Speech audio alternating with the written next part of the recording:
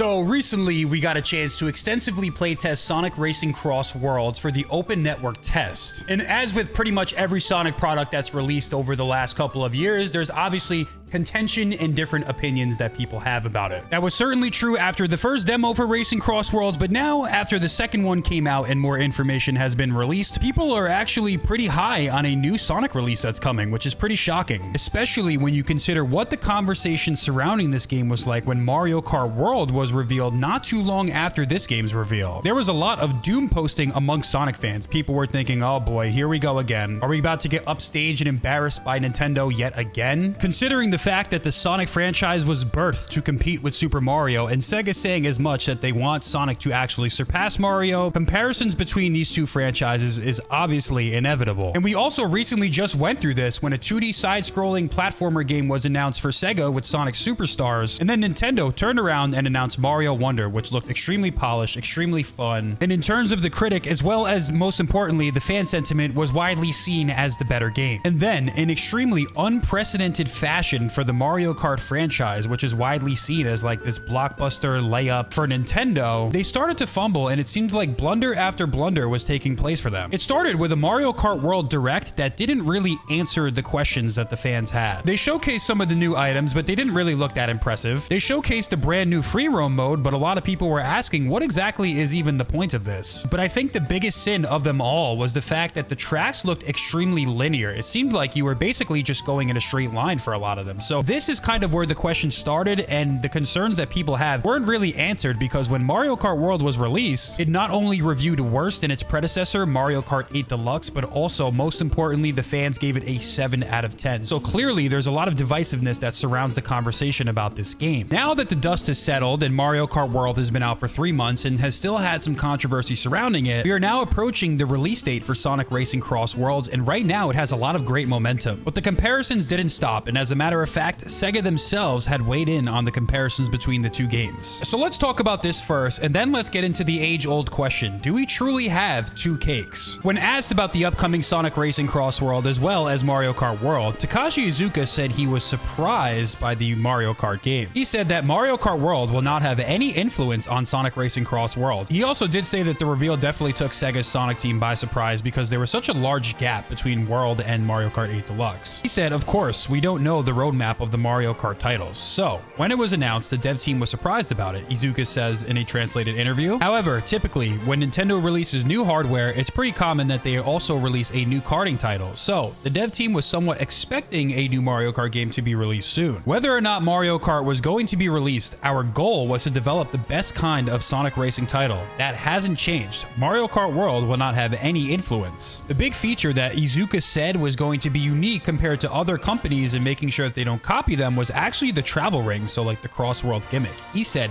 during the planning phase about 4 years ago, travel was one of the unique features we thought other companies wouldn't copy before us. We were confident that this would continue to be our key selling point that differentiates us. He also said, even though Mario Kart World was announced, it didn't influence our development plans. He made it a point of contention to say that crossplay is one of the key features. Being able to play with users worldwide on all platforms is one of the key things that we put a lot of effort into. He also said, another differentiating factor to Mario Kart World is the gadget system. Mario Kart World removed customization, but Sonic Racing Cross World embraces it. Every vehicle is fully customizable with swappable parts and offensive or defensive gadgets which can be mixed and matched. This adds depth to the racing and is something that other kart racers aren't doing. Even though Mario Kart World was announced, it didn't influence our development plans. So, based off of this interview, these aren't necessarily extremely provocative statements, but one thing that I feel like we can read in between the lines and decipher is the fact that I think Sonic Team is extremely confident with Sonic Racing Cross Worlds. We not only got 2 free open beta tests for Sonic Racing Cross Worlds for the world to see, but now Sega has just recently announced that a free demo is coming mid-September for Sonic Racing, so it just feels like they want people to get this game in their hands and see for themselves. As a matter of fact, Sega is so confident that Iizuka went on stage at the Summer Games Fest and took shots directly at Nintendo in Mario Kart World. Also, unlike another kart racing game, this game will have online cross-platform matchmaking.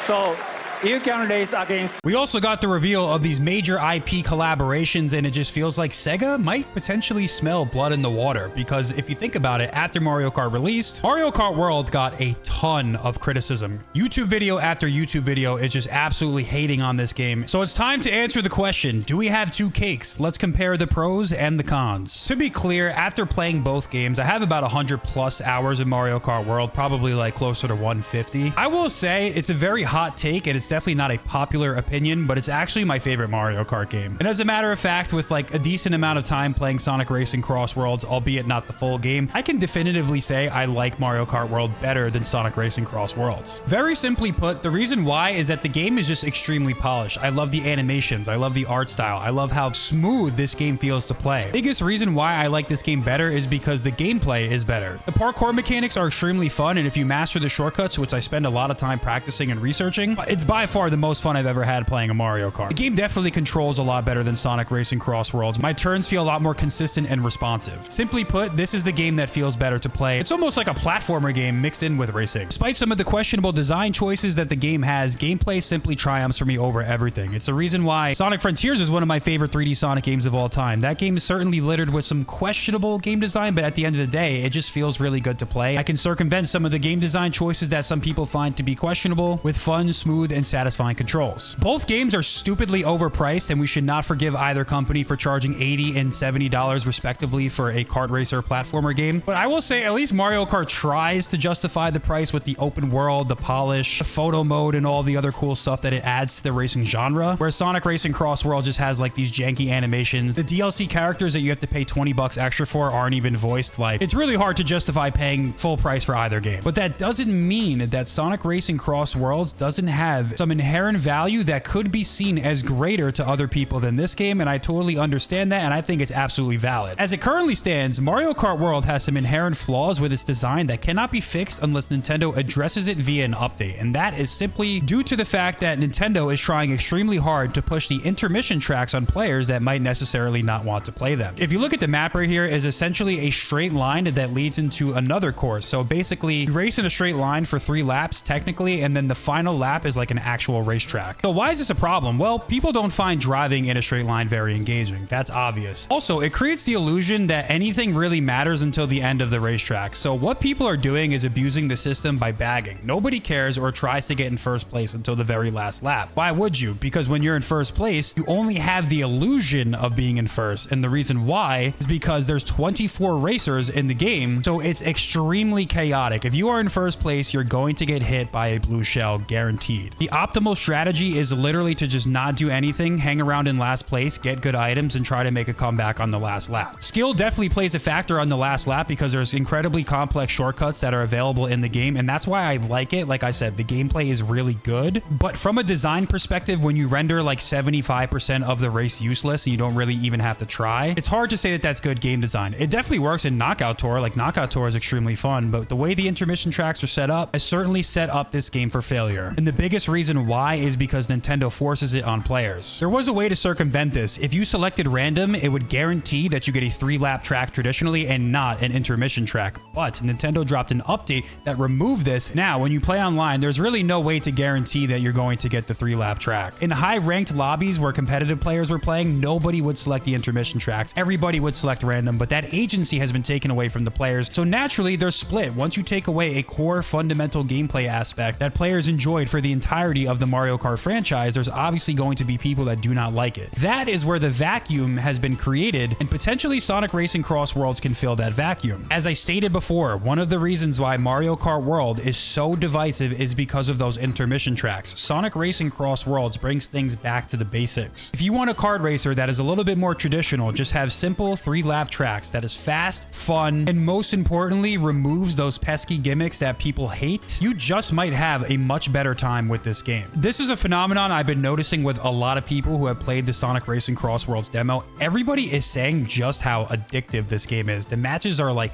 quick, snappy and fast. The gameplay is extremely arcadey. It's not trying to reinvent the wheel. It's simply trying to be one of the most fun arcade experiences ever, honestly. Sonic Racing Cross Worlds, just like Mario Kart, is definitely chaotic. Like, you're definitely getting hit with items a lot. There's a lot of stuff going on at once, but I would say after the closed network test, they definitely balanced out the items a lot better. Now, it's a kart racer. You're going to get hit with stuff at the end, and stuff's going to be unfair, but I would say that this game is significantly more balanced than Mario Kart. To me, Mario Kart World, especially with 24 racers on some of those larger tracks, is way too chaotic. Like, you are getting hit with stuff left and right, and it's significantly more punishing. If you fall off a cliff in Mario Kart World with good items, like, it literally ruins your entire race. It takes a while to get back on your feet. You lose all your items. In Sonic Racing Cross Worlds, you get back up pretty fast, and you can recover a lot quicker than in Mario Kart. So obviously there's going to be some frustrating moments in both games. I would say that Sonic Racing Cross Worlds feels a little bit more fair. Also, with the addition of gadgets, you kind of have like this RPG element to the game, so there's significantly more customization, which is always good. Like, people are going to have different varying builds, where in Mario Kart it's like one meta that everyone uses. So that's also another positive aspect for this game. The game's chaotic, but the chaos can be managed. You have offensive gadgets, you have defensive gadgets, you have gadgets that can actually add some skill. Like, there's a gadget that gives you a level 1 charge that's quicker, so basically you can drift a lot faster, and you can snake like in older Mario Kart games where you're constantly drifting. So there's certainly some skill to this game. I don't think the skill ceiling's quite as high as Mario Kart World, but it's a little bit more accessible to the average player. The reason why those games can be considered divisive is because people just like love the Sonic gameplay, for example, right? But they might not like the E102 Gamma shooting stages. They might not like fishing as Big the Cat. So once you kind of fracture the gameplay experience and divide your audience, naturally there's going to be division, and people are not going to like certain aspects of their game. Then look at a game like Sonic Colors, for example, which is one consistent play style throughout. You will find that a game like this is probably a little bit less divisive. Although I'm a gamer that judges a game by its highs, which is why I love Sonic Adventure and I can overlook some of the flaws, just like Mario Kart World, just like Sonic Frontiers. But that's besides the point. If a majority of your gameplay experience is going to be something that you're not a fan of, naturally you're not going to like the game. So that's where I think the value of Sonic Racing Cross Worlds comes in handy. Sonic Racing Cross Worlds, at least like the base game, is a little bit cheaper than Mario Kart World, even though with the DLC it's going to end up costing more. But we still haven't seen what DLC for Mario Kart World is going to look like, so we'll just have to wait and see. Hopefully Nintendo isn't risky enough to charge for the DLC when the game's already 80 bucks, but like I said, we'll have to wait and see. The story on Mario Kart World is definitely not written yet. So inherently, from a value perspective, you can get the game for cheaper, and it will certainly go on sale for like 40 or 50 bucks. Another thing that's big is like, you don't have to buy a brand new console if you already have one. Buy a Switch too. But also, the cross-network play is definitely something that's huge. Like, cross-platform play between any console is a major victory for Sonic Racing Cross Worlds. Right there, it can provide the Mario Kart experience that people are looking for who don't own Nintendo hardware. It doesn't get much better than that. So cross-platform is certainly going to carry. And the fact that Sonic Racing Cross Worlds doesn't try to alienate any of its players is certainly something that's helping it out and increases its value proposition. The game is also fun. So Sonic fans are correct when they say that they are excited for this game. And maybe it's a little biased, but I think we have two cakes on our hands. I think both games are really fun, and while I do like Mario Kart World better, there's absolutely nothing wrong with liking Cross Worlds. Like, I think somebody liking Cross Worlds better than Mario Kart World is completely valid, and there's absolutely nothing wrong with that, and I do not blame them at all. Both games certainly have their pros and cons, and I think price aside, I think Mario Kart World for some people has cons that just far outweigh any of the pros. It could be considered deal breakers, whereas Sonic Racing Cross Worlds I don't think has any like deal breaker cons. So the game is set up really nicely. It's actually in a very good position, and I think for the first time in a very long time, Sonic has a chance to actually surpass Mario in terms of public perception of a video game. That would be an absolutely big W for the Sonic franchise. So I'm rooting for Sega and Sonic Team to have a successful launch for this game, and we'll see what happens. But let me know what you guys think.